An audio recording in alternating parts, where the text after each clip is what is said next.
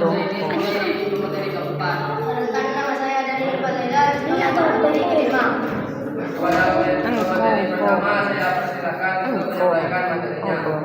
Apa itu sih?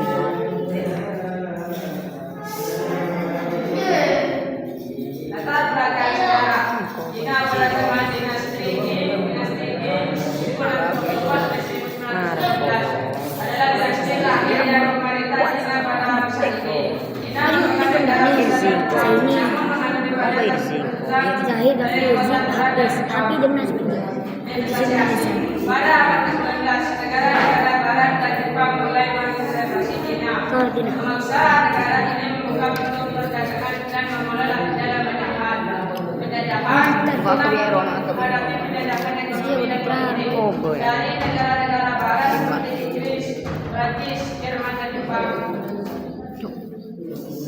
Opium luar perdagangan 1839 sampai 1842 latar belakang Inggris memaksa Cina untuk menerima impor dari opium yang menyebabkan dampak buruk bagi ekonomi dan masyarakat Cina.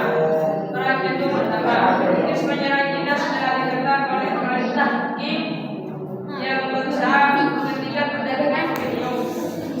Hasil Cina kalah dan dipaksa mendatangi perjanjian Nantes 1842 yang memberi hak Taiwan pada Inggris, termasuk menyerahkan Hong Kong dan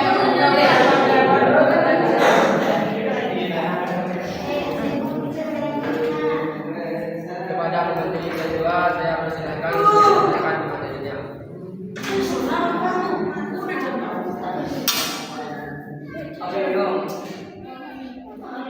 Mas, apa obat nanti kemana? Obat nanti. Obat nanti. Oh. Ya kelompok sahib deh. Obat bu, berapa ibu? Jadi kau Berdakwaan dan mendapatkan lebih banyak hak istimewa. Hasil Cina karena dari dan dipaksa mendatangani perjanjian dari merugikan termasuk membuka lebih banyak wilayah bagi kekuatan asing dan memberikan hak ekstra teritorial bagi warga. kau kelompok kan? Ya.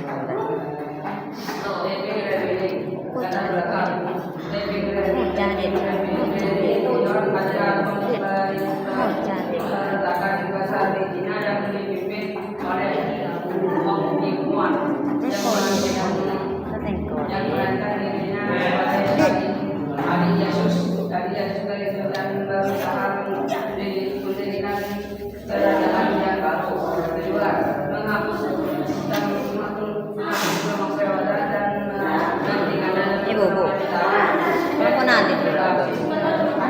Obat kelompok nanti.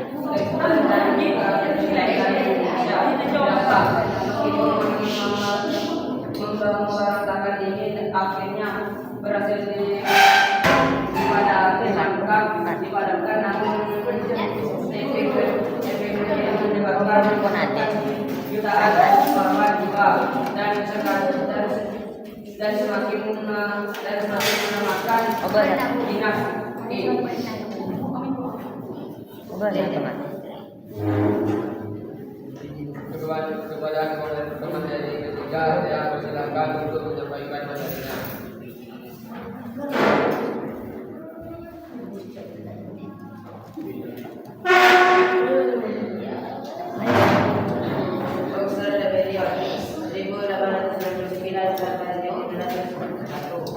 Latar belakang pemberontakan ini dipicu oleh ketidakpuasan terhadap intervensi asing yang semakin mendalam di Cina, terutama terkait dengan terhadap ekonomi dan budaya luar. Kelompok yang dikenal dengan nama suku dan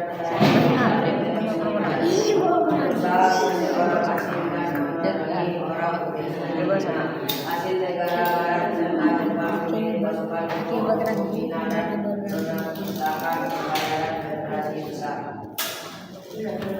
Perlawanan terhadap penjajahan masyarakat Jepang mulai menginvasi dalam Manchuria yang merupakan salah satu wilayah kaya di negara Cina. Barat Tiongkok, Jepang, Jepang, 1937 sampai 1965. Invasi Jepang menyebabkan perlawanan besar dari pasukan Cina yang dipimpin oleh pemerintah nasionalis Kuomintang KIT dan juga pasukan komunis yang dipimpin oleh Mao Zedong. Perlawanan rakyat, masyarakat Cina terlibat dalam gerakan perlawanan yang melibatkan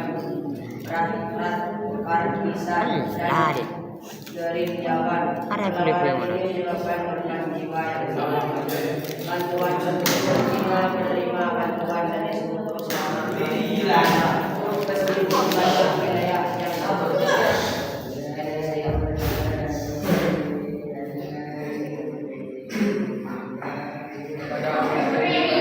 saya persilakan untuk menyampaikan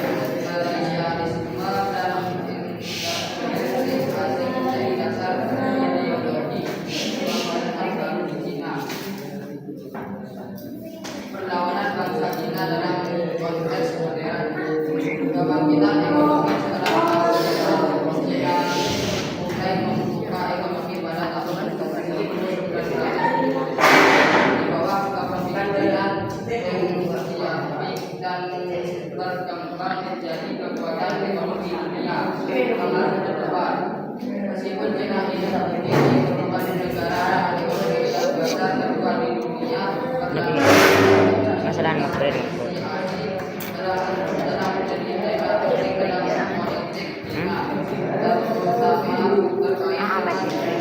Marana.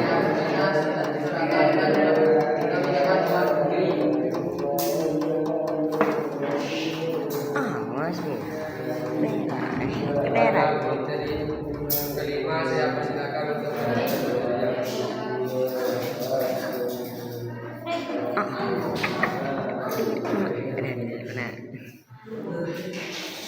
Perlawanan yang berlanjutan, Cina telah menghadapi banyak perlawanan terhadap kejayaan dan intervensi asing, dari perang opium hingga invasi Jepang yang membentuk identitas dan kebijakan luar negeri negara ini.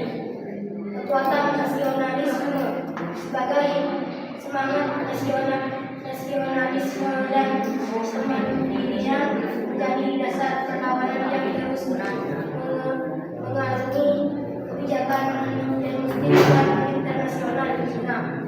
Pentingnya perjuangan sejarah panjang perlawanan ini telah membantu Cina mempertahankan kedaulatan dan bertransformasi menjadi kekuatan global yang kuat.